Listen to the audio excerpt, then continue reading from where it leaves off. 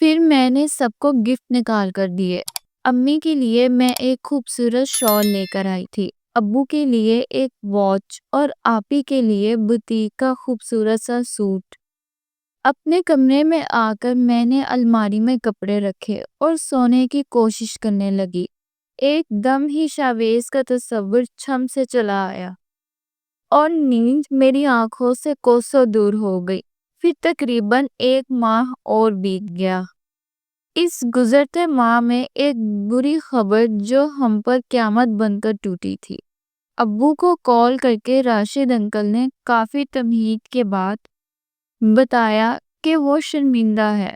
انہوں نے اپنے جس لخت جگر کو فرما بردار سمجھا وہ خاصا نافرمان نکلا۔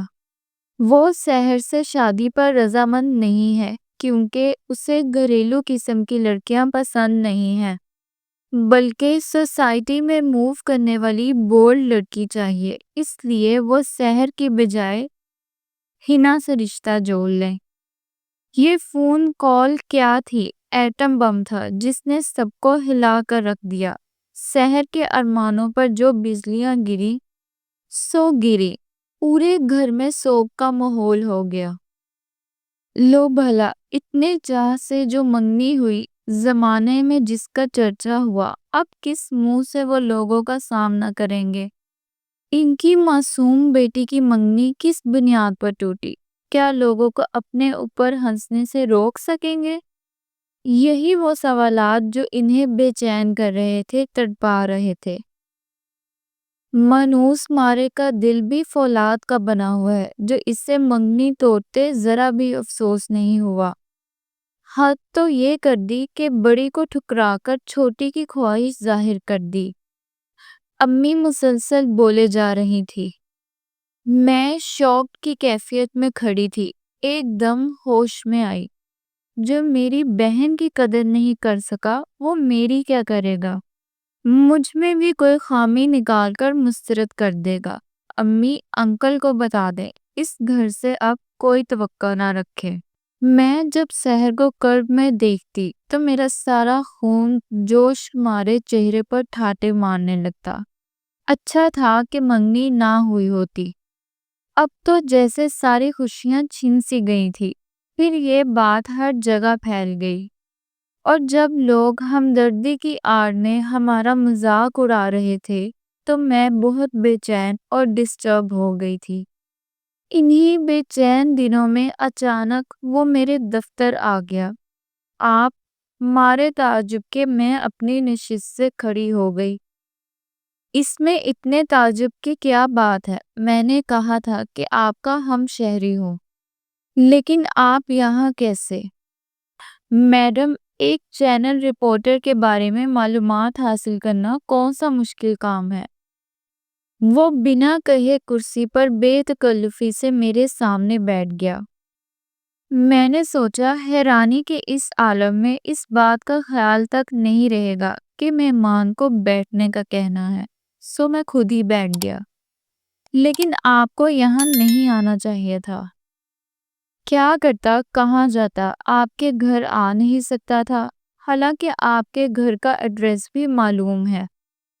پھر کہیں نہ کہیں تو آپ تک پہنچنا تھا نا؟ اس نے وضاحت سے عذر پیش کیا۔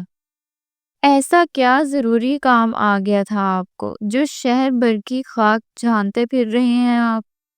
نہ چاہتے ہوئے بھی میرے لہجے میں تلخی آ گئی۔ ضروری کام تو تھا، اگر آپ کچھ وقت دیں تو آپ کو بتاؤں، اس نے میری آنکھوں میں جھانک کر معنی خیزی سے کہا۔ لیکن اس وقت تو میں بزی ہوں، میں نے ٹالا۔ احساسات خوش رنگ ہونے کے باوجود کچھ اجتناب برت رہے تھے، ایک خطرے کا الارم بجا رہے تھے۔ چلیں کوئی بات نہیں، پھر کسی وقت کا ٹائم دے دیں، مجھے بھی کچھ زیادہ جلدی نہیں ہے۔ میں جھنجھلا گئی، دل ہار مان رہا تھا، لیکن اتنی آسانی سے میں اس کے سامنے ہار نہیں مان سکتی تھی۔ آپ چائے لیں گے یا کافی؟ میں میز پر پڑے کاغذات الٹ پلٹ کرتے ہوئے پوچھنے لگی۔ نو تھینکس، بس آپ سے کچھ وقت درکار ہے۔ اگر اس ناچیز کو دے دیں تو مہربانی ہوگی۔ وہ دل پر ہاتھ رکھ کر تھوڑا سا سر کو خم کر کے عاجزی سے گویا ہوا۔ اوکے، آپ پرسوں لنچ ٹائم پر مل لیں۔ تو پھر لنچ میری جانب سے فوراً پیشکش ہوئی۔ میرا یہ مطلب تو نہیں تھا، میں نے کہا، لیکن میرا یہی مطلب ہے۔ امید ہے آپ مائنڈ نہیں کریں گی، کیونکہ آپ ایک با کردار اور بلند خیالات کی حامل لڑکی تھی، اور میں امید کرتا ہوں کہ مجھ پر اعتماد رکھیں گی۔ اس نے باوقار انداز میں کہا اور اٹھ کر باہر نکل گیا۔ 2 دن بڑی بے صبری سے گزرے، کچھ ملنے کا شوق، کچھ گریز، لیکن اس دن نہ چاہنے کے باوجود میں نے پنک کلر کا لباس زیب تن کیا، جو میرا فیورٹ کلر تھا۔ ہلکا سا میک اپ بھی کر لیا، حالانکہ میں تو اس کی ضرورت نہیں سمجھتی تھی۔ پھر لنچ تک کا وقت بھی بھاری اور طویل ہو گیا۔ بہرحال وہ وقت آ گیا۔ ایک قریبی ریسٹورنٹ کے پرسکون ماحول میں ہم دونوں آمنے سامنے تھے۔ آپ کیا لیں گی؟ لنچ کی آفر آپ کی جانب سے تھی، جو دل کرے منگوا لیں۔ پھر شاویز نے بہت کچھ آرڈر کیا، اور جب میں چھوٹے چھوٹے لقمے لے رہی تھی تو وہ گویا ہوا۔ ہینا، آپ کو کچھ اندازہ ہو گیا ہوگا کہ میں نے آپ کو کیوں زحمت دی۔ اصل میں زندگی ہم سفر کے بغیر نامکمل ہوتی ہے، اور میں نے زندگی کے اس سفر کی تکمیل کا سوچ لیا ہے۔ اس کے لیے میری چوائس آپ ہیں۔ میرے ماتھے پر ننھی ننھی بوندیں اتر آئیں۔ آپ نے اتنی جلدی یہ فیصلہ کیسے کر لیا؟ کچھ فیصلے اتنی جلدی ہوتے ہیں، اور پھر میں نے کئی ملاقاتوں میں آپ کو پرکھا ہے۔ وہ ملاقاتیں تو نہ ہوئی، بلکہ راہ چلتا ٹکراؤ تھا۔ اتنا ہی کافی تھا، پرکھنے والے پہلی نظر میں جان لیتے ہیں۔ بہرحال یہ میرا شعبہ نہیں ہے، میرے والدین اس بات کے ذمہ دار ہیں۔ میں نے دامن بھی بچایا اور راہ بھی دکھائی۔ شاویز کا چہرہ کھل اٹھا۔ اگلے دن جب میں آفس سے گھر لوٹی تو گھر مہمان موجود تھے۔ سحر آپی کے چہرے پر معنی خیز مسکراہٹ تھی۔ کیا بات ہے، ایسے کیوں دیکھ رہی ہیں؟ میں نے پرس کندھے سے اتار کر ٹیبل پر رکھا۔ کچھ نہیں، بس سوچ رہی ہوں کہ مہمانوں کی تمہیں خبر ہے کہ نہیں۔ کون مہمان؟ وہی جنہوں نے تمہیں پسند کیا ہے۔ کیا؟ ہاں، سحر کے لہجے میں شرارت کا عنصر چھلک رہا تھا۔ کوئی شاویز صاحب ہیں، ان کے ساتھ 2 عدد خواتین ہیں، اور انہی صاحب نے محترمہ کو کہیں دیکھا اور پسند کر لیا، اور اب ان کی آنٹی اور کزن رشتہ لے کر آئے ہیں۔ میرا دل زور سے دھڑک اٹھا۔ شاویز اتنا جلد باز نکلے گا، مجھے امید نہیں تھی۔ رشتہ تو بہت اچھا ہے۔ مما کو شاویز اور خواتین بہت پسند آئیں۔ پھر لوگ بھی کافی شریف لگ رہے تھے۔ کیوں سحر کے ابو، آپ کیا کہتے ہیں؟ وہ تو ٹھیک ہے، لیکن بغیر چھان بین کے کوئی بات ایسے تو نہیں ہو سکتی۔ پھر ابو اگلے دن چھان بین میں لگ گئے۔ اس دن کے بعد شاویز مجھ سے نہیں ملا۔ وہ اجنبی نہ سہی، آشنا بھی تو نہ تھا، وہ دل کا مہمان بن گیا تھا، اور اب تو مجھے لگتا تھا جیسے وہ جنم جنم کا ساتھی ہو۔ کچھ لوگ ہوتے ہیں ایسے، جو دھیرے دھیرے بہت نرمی اور بنا احساس کے دل کی نگری میں قدم جما کر جڑیں مضبوط کر کے احساس دلاتے ہیں۔ ابو نے اس کے بارے میں معلومات کر لی تھی۔ وہ ایک کمپنی کا مالک تھا، والدین حیات تھے اور بیرون ملک رہائش پذیر تھے، اور اب سرپرستی والد کے دوست کر رہے تھے۔ لڑکا با اعتماد تھا، فرما بردار تھا۔ یہ ابو کا اپنا تجزیہ تھا۔ وہ اس رشتے پر شکر گزار تھے۔ سحر کی منگنی ٹوٹنے کے بعد وہ بہت ڈپریس تھے۔ کم سے کم ایک خوشی تو ملی۔ امی کو سحر آپی کے لیے غم تھا۔ ان کا خیال تھا کہ پہلے سحر کے ہاتھ پیلے ہوں، پھر ابو نے سمجھا لیا، نیک بخت جس کا رشتہ آئے بیاہ دو، اس چکر میں رہے تو بیٹیاں گھر بیٹھی رہ جائیں گی۔ اور ان کی سمجھ میں یہ بات آ گئی اور رشتے پر قبولیت کی مہر لگ گئی۔ پھر ایک ہفتے کے بعد منگنی کی ڈیٹ فکس ہو گئی۔ میرا دل خوش تھا، جذبے مہک رہے تھے، میں کسی کے نام ہونے جا رہی تھی، لیکن دل کے ایک گوشے میں درد بھی تھا، اپنی بہن سحر کا درد۔ نہ جانے میں خود کو کیوں مجرم سا محسوس کر رہی تھی۔ میری منگنی کا سوٹ بہت عمدہ اور خوبصورت تھا، میں دلہن بنی بہت پیاری لگ رہی تھی۔ شاویز نے خود میرے ہاتھ میں انگوٹھی پہنائی، اس لمحے میں نے نظریں نہیں اٹھائی، حالانکہ شاویز کا کتنا دل چاہ رہا تھا کہ میں ایک جھلک اسے دیکھوں۔ شادی کی ڈیٹ منگنی کے 1 ماہ بعد رکھی گئی تھی، اس لیے گھر میں تیاریاں شروع ہو گئی تھی۔ جو جہیز سحر کے نام سے بنا تھا وہ اب میرے لیے مخصوص ہو گیا تھا۔ جو کمی بیشی تھی اس کے لیے بازار کے چکر لگ رہے تھے۔ ویسے بھی شاویز نے کہہ دیا تھا کہ اسے جہیز کی ضرورت نہیں، لیکن امی ابو کو اپنی بیٹی کو کچھ نہ کچھ تو دینا تھا۔ منگنی کے بعد شاویز نے ملنے کی کوشش کی، لیکن میں نے منع کر دیا۔ پھر وہ دن بھی آ گیا جب میں شاویز کے نام ہو گئی تھی۔ اس خوشی کے موقع پر گھر میں ایک اداسی کی لہر دوڑی۔ ہر ایک کو سحر آپی کا خیال تھا، لیکن سحر آپی خوش تھی یا بظاہر نظر آ رہی تھی۔ اور پھر میں رخصت ہو کر شاویز کے خوبصورت سے اپارٹمنٹ میں آ گئی۔ شاویز کو پا کر میں بے حد خوش تھی۔ جہاں دنیا جہاں کی دولت مل گئی ہو، شاویز نے محبت بھی تو اتنی دی تھی، اور وہ امی ابو کی عزت بھی بہت کرتا تھا، سحر آپی کا بھی احترام کرتا تھا۔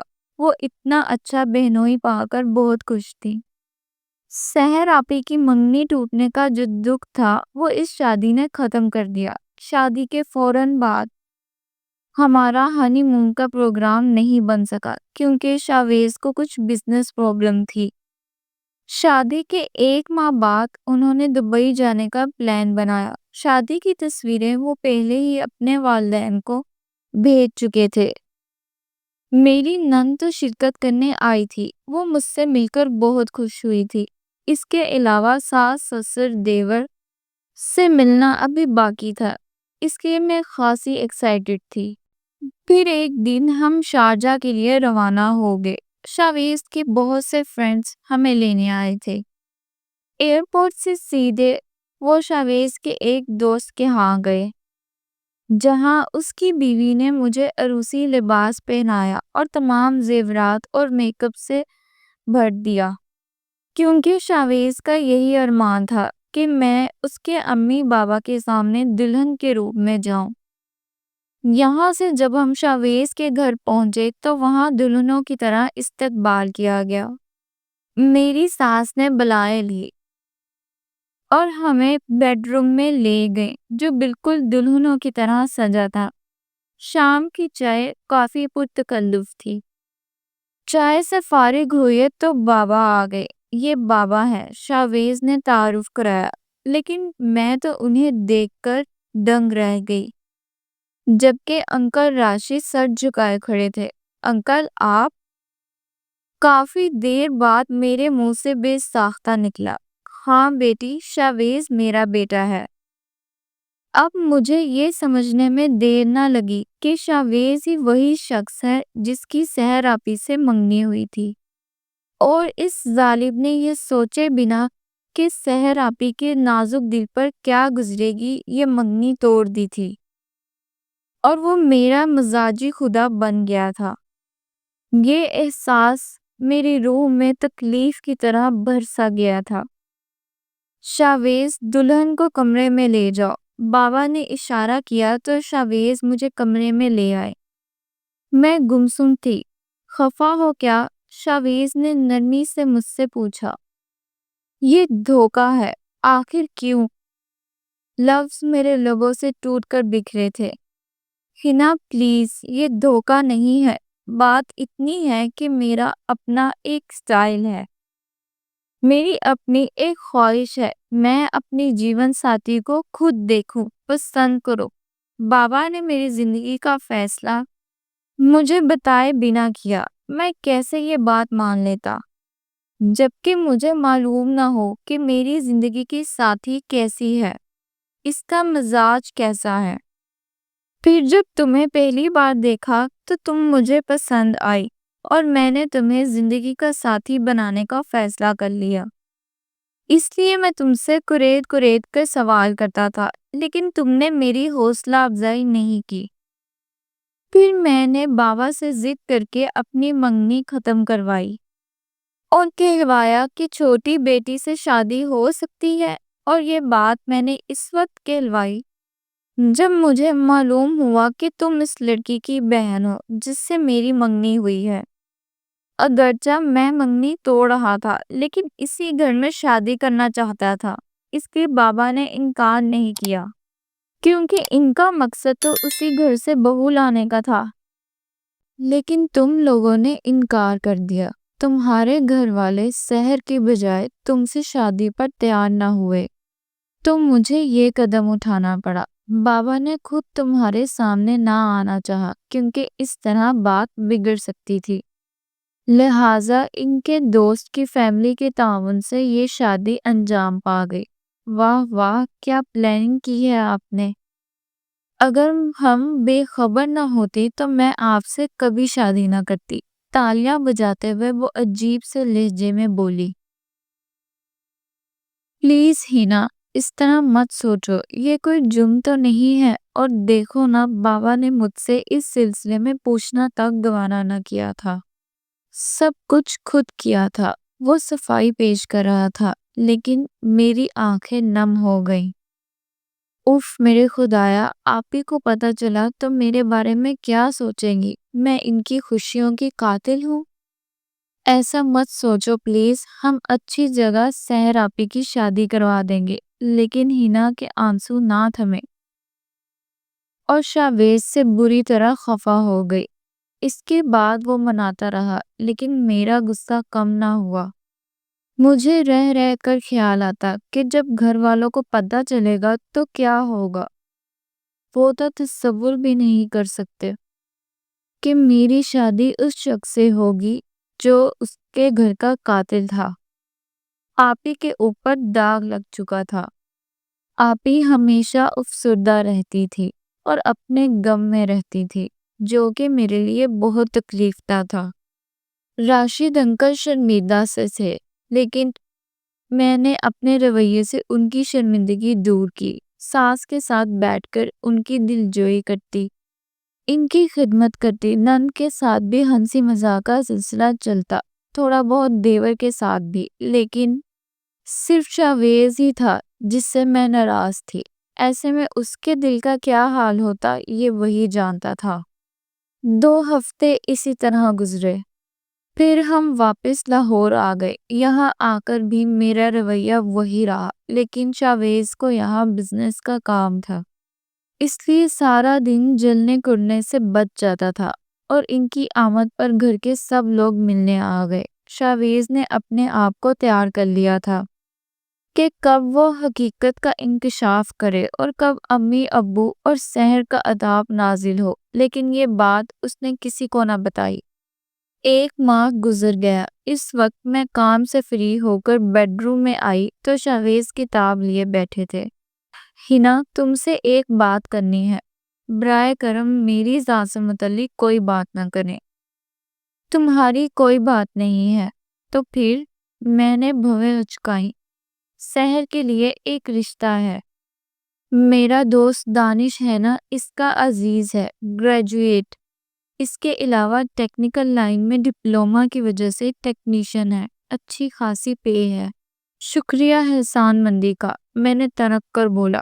تمہارا دماغ خراب ہے ہینا، اپنی انا کے غم میں تم اچھے برے کی تمیز کھو بیٹھی ہو۔ تمہیں غصہ ہے اس لیے میں بتا رہا ہوں، حالانکہ تمہیں خیال ہونا چاہیے کہ تمہاری بہن کی عمر نکلی جا رہی ہے۔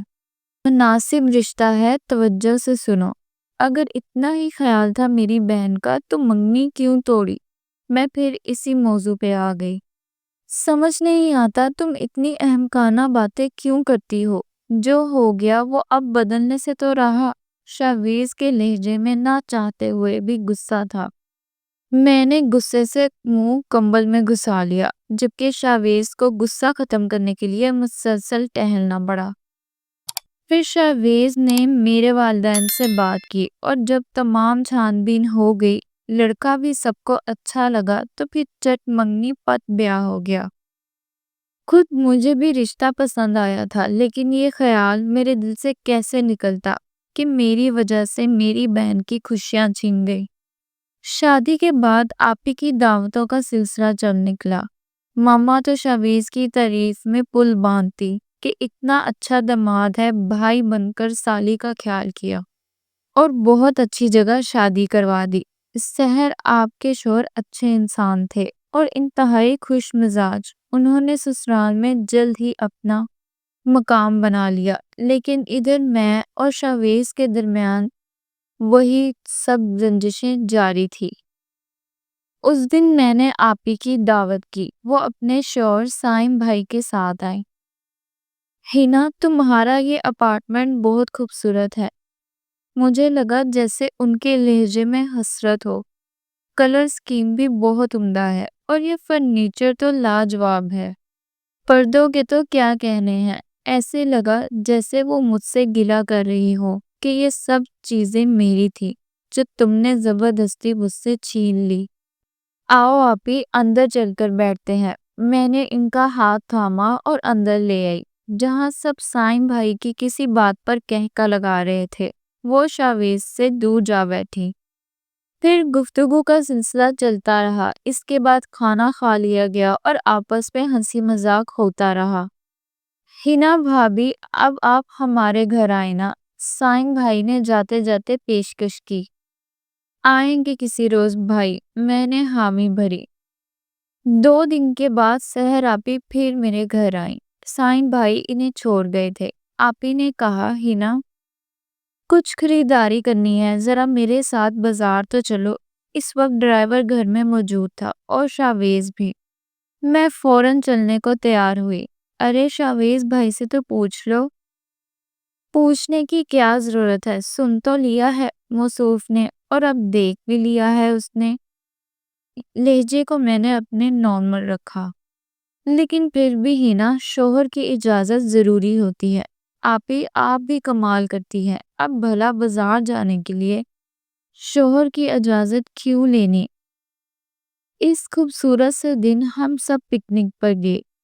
سحر اور سائم بھائی ایک دوسرے کا ہاتھ تھامے چہل قدمی کر رہے تھے۔ کچھ فاصلے پر شاویز درختوں کی جھنڈ تلے تنہا بیٹھے تھے۔ پھر اچانک سحر آپی نے میرا ہاتھ تھاما اور ایک درخت کے نیچے آ بیٹھی۔ بہت چپ ہو ہینا، سحر آپی نے میرے پر نظر جماتے ہوئے کہا۔ خوش تو ہوں، مجھ سے جھوٹ مت بولو۔ میں نے محسوس کیا ہے کہ تم اور شاویز بھائی آپس میں کھچے کھچے سے رہتے ہو۔ ارے نہیں آپی، آپ کو غلط فہمی ہوئی ہے۔ غلط فہمی نہیں ہے، پھر ایک بار نہیں کئی بار یہ بات محسوس کی ہے میں نے۔ سچ کہو، کیا بات ہے؟ آپ بھی کمال کرتی ہیں آپی۔ دیکھو، مجھے ٹالنے کی کوشش مت کرو۔ اور پھر تمہاری شادی کو عرصہ کتنا ہوا ہے جو تم پہ یہ کھینچنا پن شروع ہو گیا؟ توبہ ہے آپی، آپ تو پیچھے پڑ گئی ہیں۔ پھر وہ آپی کی طرف مڑی اور کچھ دیر بعد بولی، آپی، آپ کو پتا ہے یہ شاویز کون ہے؟ کون ہے؟ یہ وہی شخص ہے جس سے آپ کی منگنی ہوئی تھی، پھر اس نے آپ سے منگنی توڑ دی۔ تو کیا ہوا؟ آپی نے اتنے اطمینان سے کہا کہ وہ حیران ہو گئی۔ آپ کو افسوس نہیں ہوا؟ کس بات کا؟ یہی کہ شاویز نے آپ کی توہین کی ہے۔ ارے پگلی، اس میں توہین کی کیا بات ہے؟ بھئی جس کی قسمت میں جو لکھا ہوتا ہے اسے وہی ملتا ہے۔ میری قسمت میں سائم جیسا پیارا شوہر تھا تو یہ منگنی کیسے نہ ٹوٹتی؟ آپ ہی مزے سے بول رہی تھی۔ آپ اپنی لائف میں خوش ہیں؟ ہاں، بہت خوش ہوں۔ کہ اللہ تعالیٰ نے مجھے سائم جیسا پیار کرنے والا انسان دیا۔ اللہ کے گھر دیر ہے مگر اندھیر نہیں ہے ہنا۔ ویسے تمہاری اطلاع کے لیے عرض کر دوں کہ انکل نے ابو کو کال کر کے سب بتا دیا تھا۔ ہنا نے طویل سانس کھینچا، گویا یہاں کسی کو پرواہ ہی نہیں۔ میں بیکار میں فکر میں گلی جا رہی تھی، نادم ہوتی رہی اور ساتھ ہی شاویز کو بھی ستاتی رہی۔ سائم بھائی کے بلانے پر سحر آپی اٹھ کر چلی گئی تو میں بھی وہاں سے اٹھ کر شاویز کے پاس آ گئی۔ تنہا کیوں بیٹھے ہیں؟ واہ میری پیاری مسز، تنہا کر کے پوچھتی ہو کہ تنہا کیوں بیٹھا ہوں؟ شاویز کے ہونٹوں پہ شکوہ مچلا۔ اپنے کیے کی سزا خود بھگتی ہے میں نے، اب اس کا میں دعویٰ کرنا چاہتی ہوں۔ کیسے؟ اس نے تعجب سے پوچھا۔ آپ کی مجرم ہونا سزا پا کر۔ کیسی سزا؟ یہی اپنی انا اور خودداری کی دیوار گرا کر آپ کے سامنے گھٹنے ٹیک دیے ہیں۔ پھر آپ جو چاہے سزا دے، اختیار ہے آپ کو۔ لیکن یہ سب کیسے؟ دوسروں کی آگ میں جلتی رہی لیکن پتہ چلا کہ سب شاد ہے۔ لیکن شاویز، میری جگہ خود کو رکھ کر سوچیں، شرمندگی سے آپ بھی وہی کرتے جو میں نے کیا، خود کو مجرم سمجھتی رہی۔ اچھا چلو سارے گلے شکوے بھلا کر آؤ، دوستی کر لیتے ہیں۔ شاویز نے اپنا ہاتھ اس کی سمت بڑھایا۔ ہنا نے اپنا ہاتھ اس کے ہاتھ میں تھما دیا۔ خوشیاں 400 پھیل گئیں۔